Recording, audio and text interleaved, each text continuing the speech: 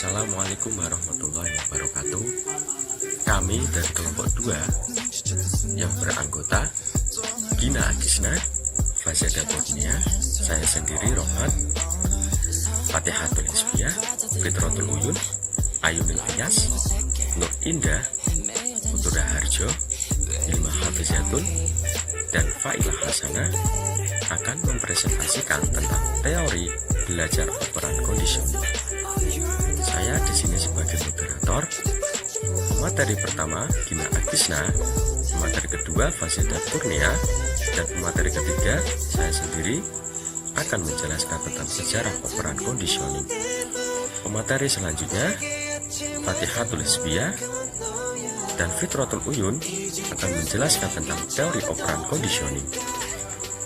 Materi selanjutnya, materi ke-6 yaitu Ayuning Tias, pemateri ke-7 Nur Indah, dan pemateri ke-8 Putra Harjo akan menjelaskan tentang eksperimen operan conditioning. Dan pemateri ke-9 Ilma Hafizatun, dan pemateri terakhir Failah Hasanah yang akan menjelaskan tentang contoh modifikasi perilaku. Oke, langsung saja kita simak video presentasi dari kami. Oke, di sini saya akan menjelaskan tentang sejarah dari operan conditioning. Jadi, istilah dari operan conditioning ini pertama kali dikenalkan pada tahun 1938 oleh salah satu ahli psikologi aliran behaviorisme yaitu B.F. Skinner. Dan operan conditioning ini disebut juga sebagai Skinnerian conditioning. Namun sebenarnya operan conditioning ini sudah muncul pada awal abad ke-20 yang dikemukakan oleh karyanya Thorndike. Thorndike mengamati kucing yang kabur dari kotak teka-teki di ruang bawah tanah William James di Harvard dan akhirnya memunculkan teori yang dikenal dengan Law of Effect. Pada teori tersebut, Thorndike mengatakan tanggapan yang dibuat untuk situasi yang sama yang disertai atau diikuti dengan kepuasan terhadap hewan akan hal-hal lain yang sederajat lebih erat terkait dengan situasi tersebut. Mereka yang disertai atau diikuti oleh ketidaknyamanan akan memiliki hubungan mereka dengan situasi yang melemah. Semakin besar kepuasan atau ketidaknyamanan, maka semakin besar pula penguatan atau pelemahan ikatan. Nah, selanjutnya saya akan menjelaskan lanjutan materi dari sejarah operan conditioning. Jadi Thorndike ini tuh berhenti bekerja dengan hewan dan menjadi pendidik berpengaruh di Columbia Teachers College. Tapi hukum pengaruh yang merupakan kenyataan kompak dari prinsip penguatan operan diambil alih oleh apa yang menjadi gerakan dominan dalam psikologi Amerika pada paruh pertama abad ke-20 yaitu behaviorisme. Pendiri behaviorisme bernama J.B. Watson dan juga penggagas classical conditioning. Aliran behaviorisme ini melahirkan para ahli, salah satunya yaitu B.F. Skinner, yang menganggap bahwa classical conditioning ini sangat sederhana untuk menjelaskan perilaku manusia yang kompleks. Menurut perbuatan manusia, bukan hanya respon terhadap lingkungannya, tetapi juga bisa menjadi proaktif yang mencapai harapan tertentu, dan Skinner juga tertarik dengan teori yang dikemukakan Thorndike yaitu Law of Effect. Sehingga akhirnya B.F. Skinner menemukan metode eksperimental yang memungkinkan hewan belajar diperlakukan seperti persiapan fisiologis. Percobaan yang dilakukan Skinner merupakan tikus yang diletakkan dalam kandang. Kemudian ia meletakkan sebuah bel di dekat itu. Apabila ditekan, maka secara otomatis makanan akan digerakkan, akan jatuh dari atas kandang.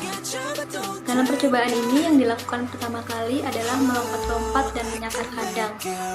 Tetapi pada suatu ketika tikus berhasil menekan bel hingga akhirnya mengukit bergerak, si makanan terjatuh. Yang dilakukan tikus ini dinamakan Emmet's behavior, yaitu itu sebuah tingkah laku yang muncul tanpa adanya stimulus tertentu.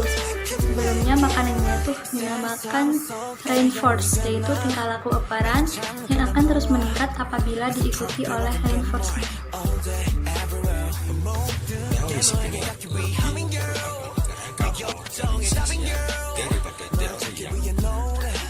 Itu tetap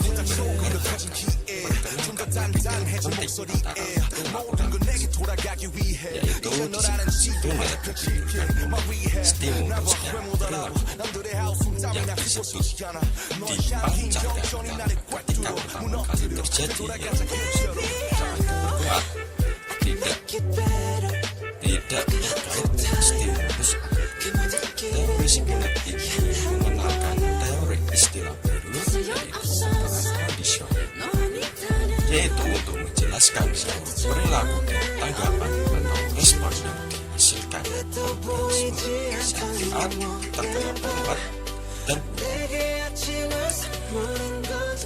pandangan perilaku operasi rekor tindakan yang dipancarkan dari mana seseorang dipilih sebagai segera menjalin hubungan dengan ide dominan dalam biologi seleksi alat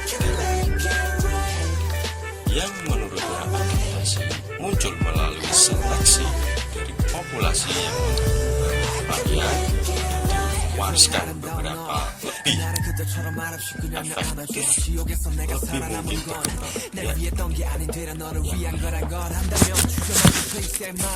Skinner dan beberapa orang mencatat hubungan ini yang telah menjadi pandangan dominan dari pengkondisian penguatan agensi bertindak melalui pendekatan temporal cepat, respon semakin besar, frekuensi semakin sering pasangan ini terjadi semakin baik, dan kontingensi seberapa baik respon target memprediksi penguat. Juga bahwa beberapa penguat secara bawaan lebih efektif dengan beberapa respon pelarian lebih mudah dikondisikan sebagai respon melarikan diri pada merpati daripada. Selanjutnya, di sini saya akan memaparkan mengenai teori operant conditioning. Menurut Sagala, studi Skinner tentang pembelajaran berpusat pada tingkah laku dan segala konsekuensi-konsekuensinya.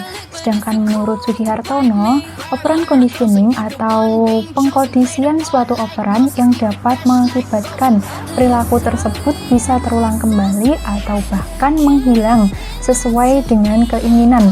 Nah, dari eksperimen Skinner terhadap tikus dan kemudian selanjutnya terhadap burung merpati itu menghasilkan beberapa hukum-hukum dalam belajar. Yang pertama ada law of operant conditioning dan yang kedua ada law of operant extension. Nah, yang pertama law of operant conditioning ini, jika timbulnya perilaku diiringi dengan stimulus penguat, maka kekuatan perilaku tersebut akan semakin meningkat.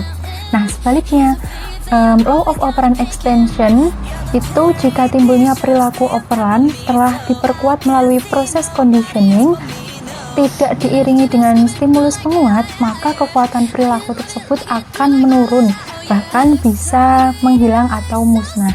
Nah, jadi intinya law of operant conditioning ini diiringi dengan stimulus penguat, maka dia akan semakin meningkat atau semakin bertambah. Nah, sebaliknya, jika law of operant extension ini dia tidak diiringi dengan stimulus penguat, maka dia akan menghilang, menurun atau musnah gitu ya. Selanjutnya, menurut Skinner, sebagaimana yang dikutip oleh Saiful Sagala, dalam belajar menemukan beberapa hal. Di antaranya yang pertama ada kesempatan terjadinya peristiwa yang menimbulkan respon belajar. Nah, yang kedua respon si pelajar tersebut. Yang terakhir ada konsekuensi yang bersifat menggunakan respon tersebut, baik konsekuensinya sebagai hadiah maupun teguran atau hukuman, yaitu punishment or reward ya. Nah, selanjutnya sebagaimana yang telah dikutip oleh Sumadi Suryabrata, Skinner membedakan adanya dua macam respon. Yang pertama ada responden respon dan yang kedua ada operan response. Nah, responden respon atau refleksif respon adalah respon yang ditimbulkan oleh perangsangan-perangsangan tertentu. Nah, perangsangan-perangsangan yang demikian itu disebut dengan eliciting stimulus dan menimbulkan respon-respon yang relatif tetap. Ini saya kasih contoh, misalnya makanan yang menimbulkan keluarnya air liur. Pada umumnya, perangsangan-perangsangan yang demikian itu mendahului respon yang ditimbulkannya. Jadi contohnya, misalkan kita menyukai makanan yang pedas. Ketika kita melihat orang memakan makanan pedas di YouTube, di Instagram maupun secara langsung, kita secara tidak sadar atau refleks mengeluarkan air liur begitu melihat orang yang sedang memakan makanan pedas tersebut. Nah, sedangkan respon yang kedua nanti akan dijelaskan oleh teman saya. Oke, respon yang kedua itu ada operan respon. Nah, operan respon ini adalah respon yang timbul dan berkembangnya itu diikuti oleh rangsangan-rangsangan tertentu. Nah, rangsangan ini itu biasa disebut dengan reinforcing stimuli. Misalnya, ada anak belajar, lalu ia itu diberikan sebuah hadiah dan reward, maka dia itu akan menjadi lebih giat lagi atau lebih rajin lagi dalam belajar. Nah, dengan kata lain, operan adalah perilaku yang diperkuat jika penyebabnya itu menyenangkan. Nah, dan operan itu merupakan tingkah laku yang ditimbulkan oleh organisme itu sendiri dan belum tentu didahului oleh stimulus dari luar. Nah, dalam pengondisian operan, stimulus-stimulus tertentu dapat mempengaruhi kemungkinannya munculnya sebuah respon operan tanpa harus ia menjadi penyebab munculnya sebuah respon tersebut. Oke, jadi yang menentukan sebuah operan tertentu akan terjadi atau tidaknya itu adalah sebuah stimulus. Nah, stimulus di sini akan memiliki pengaruh apabila adanya sebuah proses diskriminasi. Jika suatu operan dikuatkan dengan adanya sebuah stimulus, namun tidak dikuatkan ketika stimulus yang hadir itu berbeda, maka kecenderungan untuk merespon stimulus kedua ketika dihadirkan secara bertahap itu akan mengalami ekstinsi dan akan terjadinya sebuah diskriminasi. Ini saya akan menyampaikan tentang eksperimen operan conditioning. Dalam eksperimen operan conditioning ini, Skinner menggunakan tikus yang dimasukkan ke dalam box atau kotak atau peti, dan yang box itu biasanya dinamakan dengan Skinner box. Nah, dalam box atau peti tersebut terdapat dua pokok komponen penting, yaitu manipuladum dan alat pemberi reinforcement. Manipuladum itu sendiri terdiri dari tombol, batang jeruji, dan pengungkit. Sedangkan alat pemberi reinforcement itu tadi yaitu wadah makanan. Nah, awal mula eksperimen ini itu tikus yang berada di dalam peti mengeksplor peti tersebut dengan lari ke sana kemari dan mencium bau-bau benda yang ada di sekitarnya. Nah, aktivitas atau tingkah laku ini disebut dengan emitted behavior atau tingkah laku yang terpancar. Tikus itu akan mencakar-cakar menggunakan kakinya, mencakar-cakar dinding, dan dengan cakaran tersebut akan menekan pengungkit yang ada di dalam box tersebut. Nah, dengan tertekannya pengungkit tersebut, maka bulir-bulir makanan akan jatuh ke dalam box tersebut. Nah, jadi setelah makan makanan itu jatuh ke dalam box tersebut, nah, buliran-buliran makanan yang jatuh ke dalam box tersebut tadi merupakan reinforcement bagi tikus yang disebut dengan tingkah laku operan. Dan tingkah laku operan ini akan meningkat jika diiringi dengan reinforcement atau penguatan yang berupa bulir-bulir makanan yang jatuh ke wadah tadi. Jadi teori belajar operan conditioning ini tunduk pada dua hukum operan, yaitu law operan conditioning dan law extinction. Nah, dalam hukum operan conditioning ini, jika suatu perilaku diiringi oleh maka tingkah laku itu akan semakin meningkat. Sedangkan menurut hukum law extinction, jika suatu tingkah laku yang diperkuat dengan stimulus penguat dalam conditioning tidak diiringi dengan stimulus penguat, maka tingkah laku tersebut akan menurun atau bahkan musnah. Nah, jadi kedua hukum ini itu pada dasarnya juga memiliki kesamaan dengan hukum kebiasaan klasikal atau classical conditioning.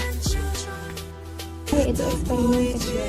Dalam operan conditioning, konsekuensi perilaku itu dibedakan menjadi dua. Yang pertama yaitu reinforcement, dan yang kedua yaitu punishment. Nah, reinforcement sendiri itu dibagi menjadi dua lagi. Yang pertama reinforcement positif, dan yang kedua reinforcement negatif. Nah, reinforcement positif itu sendiri yaitu memberikan sesuatu yang disukai, ucapan, dan memberi atau lain-lainnya. Nah, contoh dari reinforcement positif itu sendiri, misal kita punya adik, adik kita itu nggak mau belajar. Karena dia itu nggak mau belajar, maka kita beri dia itu mainan. Setelah dia diberi mainan, dia akhirnya mau belajar. Nah, itu contoh dari reinforcement positif. Yang kedua yaitu reinforcement negatif. Reinforcement negatif itu bertujuan untuk memperkuat suatu perilaku, namun dengan cara mengambil sesuatu yang menyenangkan. Misal, karena dia itu nggak mau belajar, maka ketika dia berangkat sekolah, dia itu tidak diberi uang saku. Nah, karena dia tidak diberi uang saku, akhirnya dia itu mau belajar. Nah, itu contoh dari reinforcement negatif. Punishment sendiri itu artinya konsekuensi yang menurunkan kemungkinan perilaku tersebut tidak terjadi lagi. Nah, punishment itu juga dibagi menjadi dua. Yang pertama itu punishment positif. Nah, punishment positif itu memberikan sesuatu yang tidak menyenangkan. Seperti karena contohnya seperti dia itu tidak mau belajar, maka dia itu dimarahi oleh orang tuanya. Negatif. Nah, punishment negatif itu contohnya itu dengan cara menghilangkan sesuatu yang menyenangkan. Misal ada anak kecil mengganggu orang tuanya yang sedang bekerja. Nah, karena dia mengganggu, maka dia itu dihukum dengan cara dia itu tidak boleh menonton TV selama 1 minggu. Nah, karena dia itu suka banget menonton TV, maka akhirnya dia itu tidak mengganggu orang tuanya lagi ketika sedang bekerja. Operan conditioning sebagaimana diterapkan pada perilaku dalam kehidupan sehari-hari seringkali menekankan peran konsekuensi pada perilaku. Nah, misalnya prajurit Romawi kuno ataupun Cina kuno. Dulu di daratan Amerika, seorang prajurit akan mendapatkan hadiah untuk keberhasilan dan keberaniannya dalam pertempuran. Sehingga jelas ini menerapkan hukum konsekuensi. Ketika dia berhasil, maka akan mendapatkan reward atau penghargaan. Ini adalah seorang pasien dewasa yang mengalami depresi di rumah sakit. Nah, orang ini merasakan sakit kepala, sakit bahu, sakit punggung, dan sakit dada, serta kesulitan untuk tidur. Nah, setelah dievaluasi medis, ternyata tidak ada penyakit fisik yang diderita oleh pasien tersebut. Nah, bisa jadi ini dipengaruhi atau dipertahankan oleh konsekuensinya, yaitu reaksi para staf. Ilustrasi yang lain adalah beberapa pengamat mengamati perilaku seorang gadis. Nah, gadis ini berada di sebuah kelas prasekolah. Gadis ini bernama An, dia adalah gadis berusia 4 tahun. Dan dia adalah salah satu siswa di kelas tersebut. Nah, yang unik adalah An di sini orang yang tidak terlalu sering berinteraksi dengan teman sebaya, namun lebih senang berinteraksi dengan para guru-gurunya. Nah, para pengamat ini melakukan pengamatan dalam beberapa periode. Pada suatu hari, para pengamat ini mengamati dari mulai pagi sepanjang pelajaran. Saat pengamatan dasar ini tidak terjadi apa-apa karena guru bersikap seperti biasa. Namun, ketika An mulai masuk ke sebuah kelompok dan guru itu memuji, An berinteraksi dengan teman-temannya, saling bercakap, dan lain sebagainya. Nah, namun saat An berpaling dari kelompok, guru itu pun pergi meninggalkan kelompok tersebut. Nah, ternyata perilaku ini dapat memperkuat tindakan An yang lebih senang berinteraksi dengan guru daripada rekan-rekan sebayanya. Assalamualaikum warahmatullahi wabarakatuh. Saya Hilma Zatul Husna akan menjelaskan tentang contoh modifikasi perilaku. Nah, menurut Morris 1985 memberikan contoh prosedur modifikasi perilaku dengan teknik padding dan reinforcement untuk mengembangkan kemampuan mengenali nama-nama objek. Teknik padding ini digunakan dengan memulai pengenalan terhadap objek melalui gambar dan ucapan yang semakin lama semakin dipersulit dengan cara menunda pemberian bantuan kepada anak. Sementara itu, reinforcement yang digunakan dalam prosedur Morris ini dapat berupa token ekonomi yang dikatakan efektif untuk menarik perhatian anak dan pra remaja karena pada usia tersebut seseorang cenderung senang mengoleksi sesuatu. Nah, padding ini adalah perubahan gradual pada percobaan suksesif dari sebuah stimulus yang mengontrol sebuah respon, sehingga pada akhirnya respon akan muncul meskipun stimulus itu berubah atau baru sama sekali. Nah, untuk pengaplikasian padding ini secara efektif tentu terdapat beberapa faktor yang perlu diperhatikan. Yang pertama, itu harus menentukan stimulus akhir yang mencerminkan situasi sehari-hari dan diharapkan memunculkan tingkah laku pada situasi alami. Yang kedua, menentukan reinforcement yang sesuai. Lalu yang terakhir, menentukan stimulus pertama dan bagaimana langkah-langkah berjalannya padding tersebut. Terima kasih. Wassalamualaikum warahmatullahi wabarakatuh. Nah, selanjutnya akan saya jelaskan mengenai punishment. Punishment sendiri adalah konsekuensi yang bertujuan untuk menurunkan kemungkinan suatu perilaku akan terulang kembali. Di sini punishment terdiri dari dua bentuk, yaitu pertama ada positive punishment dan negative punishment. Positive punishment ini berupa bentuk punishment dengan memberikan sesuatu yang tidak menyenangkan, misalnya seperti dimarahi ketika melakukan kesalahan. Misalnya anak kecil melakukan kesalahan, dia akan dimarahi. Nah, wujud dari memarahi anak kecil yang melakukan kesalahan ini kita sebut sebagai positive punishment, atau memberikan surat peringatan pada anak yang nakal di sekolah. Lalu yang kedua ada negative punishment.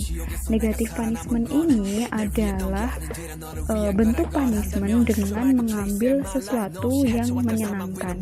Kalau positive punishment ini adalah memberikan sesuatu yang tidak menyenangkan ya, tapi kalau negative punishment ini adalah mengambil sesuatu yang menyenangkan. Dimana contohnya misalnya pemecatan karyawan oleh suatu perusahaan yang dimana karyawannya ini bekerja dengan kinerja yang buruk atau dengan kinerja yang justru malah merugikan perusahaan. Bagi si pekerja ini, pekerjaannya adalah sesuatu yang menyenangkan karena dia memiliki penghasilan dari sana, tapi karena perilakunya yang buruk, dia diberikan punishment dengan pemecatan, sehingga mungkin di kemudian hari ketika dia bekerja lagi, perilaku yang muncul adalah dia semakin giat untuk bekerja karena pengalaman ketika dia buruk dalam bekerja, dia dipecat. Demikian presentasi